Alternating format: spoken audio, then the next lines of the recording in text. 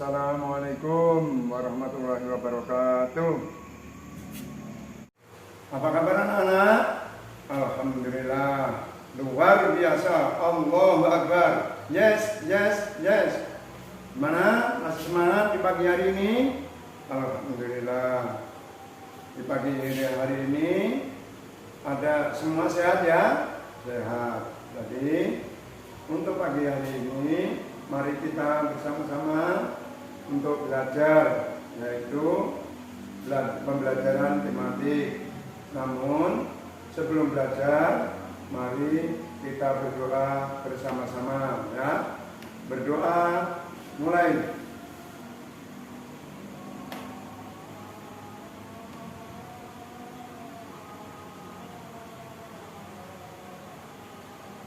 Selesai. Gimana? Masih semangat? Masih. Mari tepuk semangat. Semangat. Alhamdulillah masih semangat semua.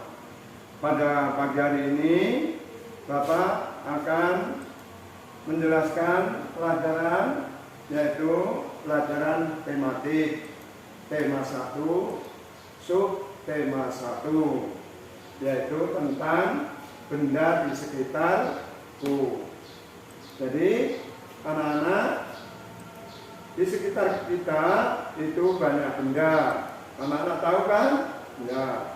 Jadi sebelum itu, mari Bapak akan menjelaskan apa itu benda dan bagaimana masa atau volumenya. Di sini benda adalah segala sesuatu yang mempunyai volume dan massa. Volume itu apa? Volume itu adalah ruangan yang lebih besar, seperti bola voli. Bola voli volumenya lebih besar dibandingkan dengan bola kasti itu. Kemudian massa, apa itu massa? Massa adalah banyaknya bahan penyusun suatu benda. Jadi apabila massanya lebih banyak, berarti benda tersebut lebih besar. Contohnya adalah seperti semangka. Semangka massanya lebih berat daripada jeruk. Jadi buah jeruk itu karena kecil, jadi massanya lebih ringan. Selanjutnya, benda-benda di sekitar kita itu yaitu ada manusia, ada hewan, ada pohon-pohonan. Anak-anak bisa tahu perbedaannya? Nah, itu. Maka dari itu di sini Bapak jelaskan mengapa ada hewan, ada manusia, ada pohon. Jadi manusia, hewan, pohon adalah benda makhluk hidup. Makhluk hidup itu ciri-cirinya bisa bergerak. Contoh kalian bisa berjalan, berarti masih hidup. Tumbuh-tumbuhan warnanya hijau-hijau, berbunga-bunga, berarti masih hidup. Kemudian hewan bisa masih makan rumput, makan daun-daun, berarti hewannya masih hidup. Itu bedanya manusia dan makhluk hidup lainnya. Selanjutnya tumbuh-tumbuhan, ada benda tak hidup. Benda berdasarkan jenisnya, benda dapat dikelompokkan menjadi benda hidup dan benda tak hidup. Contohnya manusia dan pohon serta hewan. Jadi pohon dan hewan dikelompokkan benda hidup. Kelompok yang kedua adalah benda tak hidup. Benda tak hidup, contohnya di sini ada kursi, ada meja, ada batu di luar itu ada batu ya. Jadi itu contoh benda tak hidup. Oleh sebab itu, bagaimana cara membedakan? Ya seperti tadi, benda tak hidup artinya benda yang tidak bergerak. Selanjutnya,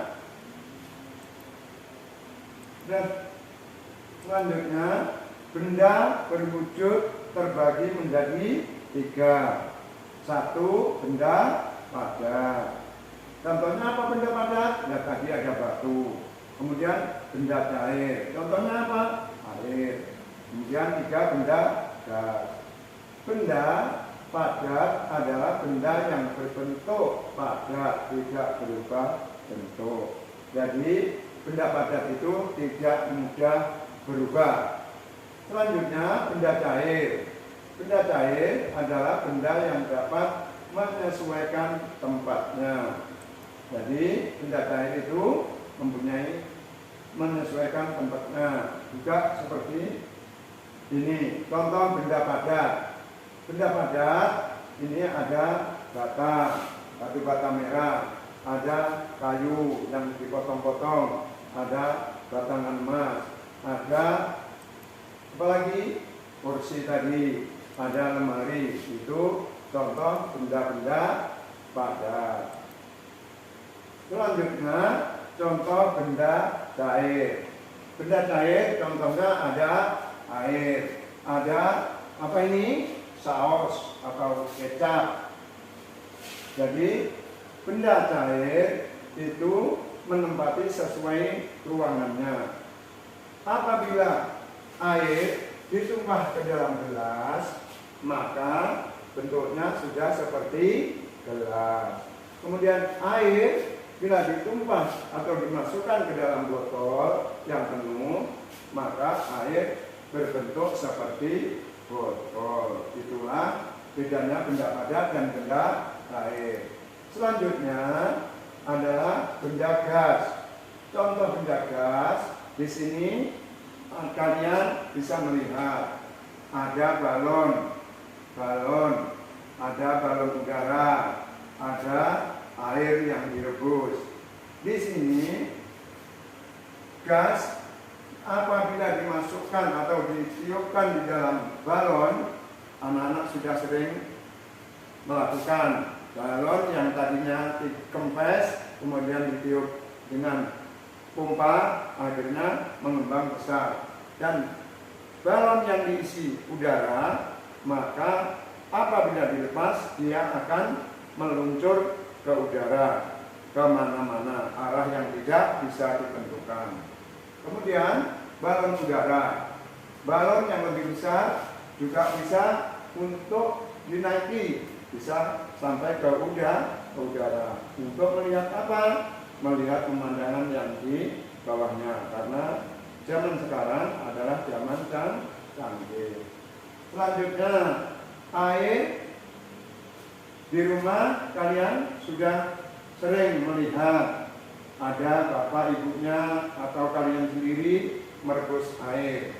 Jadi air apabila sudah mendidih seperti di gambar itu ada asapnya atau udara yang keluar dari tempatnya itu.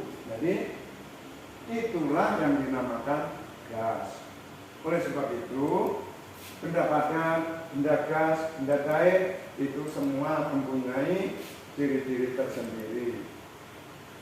Selanjutnya, sifat benda padat.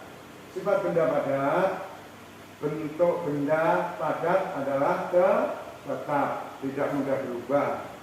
Bentuk benda padat dapat berubah jika mendapat perilaku atau perlakuan tertentu. Misalnya meja dipotong kemudian dipasang lagi, nah akhirnya meja tersebut berubah yang tadinya besar menjadi kecil. Selanjutnya sifat benda cair. Benda cair berbentuk benda cair tidak tetap, selalu mengikuti bentuk wadahnya.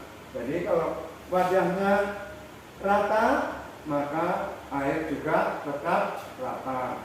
Kemudian apabila ditaruh di dalam gelas, ya seperti gelas.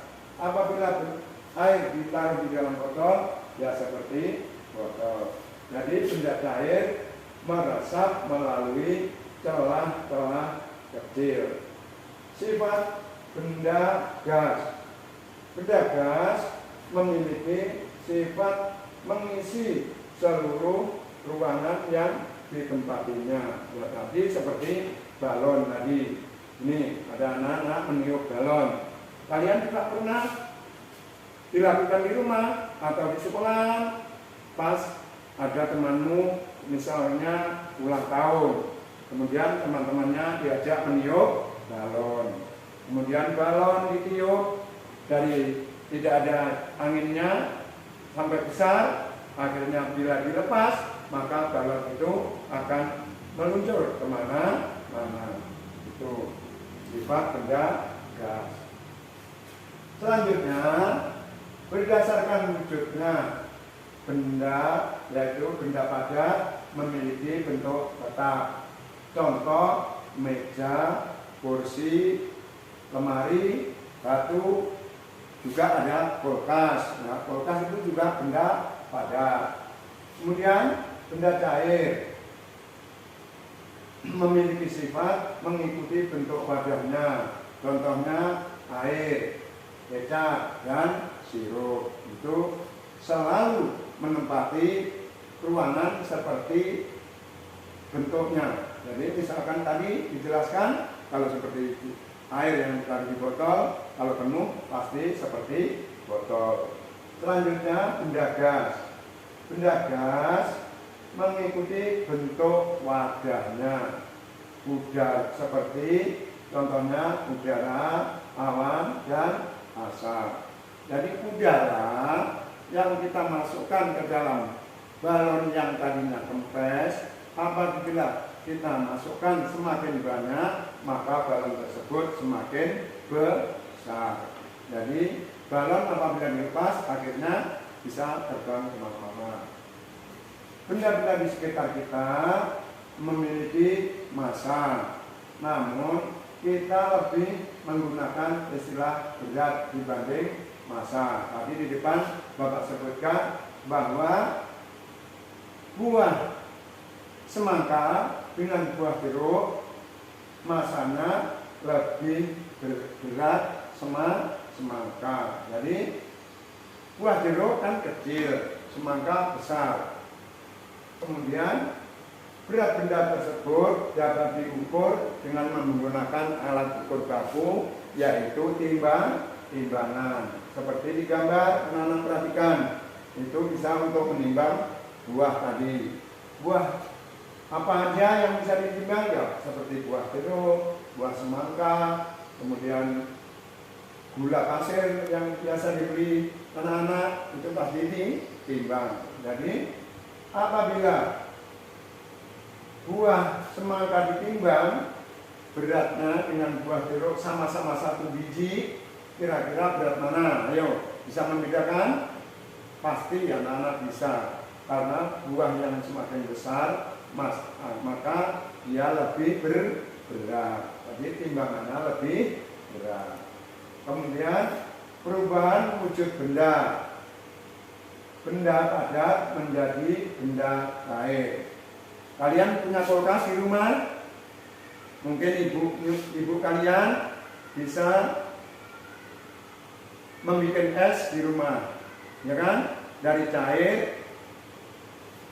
Atau kalian mau membuat air es, mau membuat minum sirup es, otomatis membuat kulkas, kemudian mengambil batu es.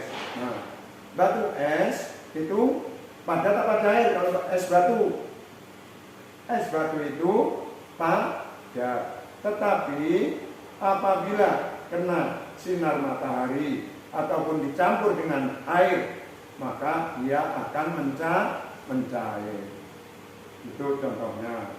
Kemudian ada juga benda cair menjadi benda padat.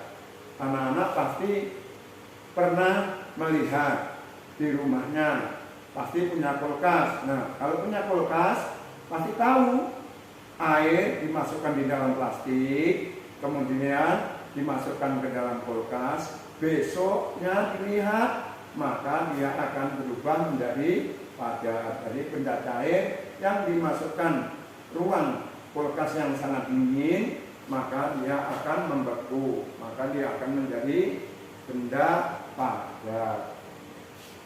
Jadi itu bedanya benda cair dan benda padat. Jadi di sini bisa disimpulkan bahwa benda dapat mengalami perubahan wujud dan bentuknya karena ada faktor-faktor tertentu, misalnya pemanasan dan pendinginan. Bagaimana, anak-anak? Sudah jelas apa yang Bapak jelaskan tadi? Alhamdulillah. Jadi kalau sudah jelas, nanti atau ada yang kurang jelas, boleh ditanyakan ke Bapak. Ada yang kurang jelas? Alhamdulillah, kalau sudah jelas semua. Selanjutnya kalian buka bukunya halaman 5. Dikerjakan nomor 1 sampai nomor 5. Itu sebagai tugas kalian di rumah. Jadi mungkin sampai di sini penjelasan Bapak. Mudah-mudahan pelajaran yang kita pelajari anak-anak lebih giat dan lebih mudah untuk mencari benda-benda atau mengamati benda-benda yang ada di sekitar kita. Cukup sekian. Mungkin sebelum Bapak tutupi, mari kita bersama-sama membaca hamdalah. Alhamdulillahirabbil alamin. Bapak akhiri. Assalamualaikum warahmatullahi wabarakatuh.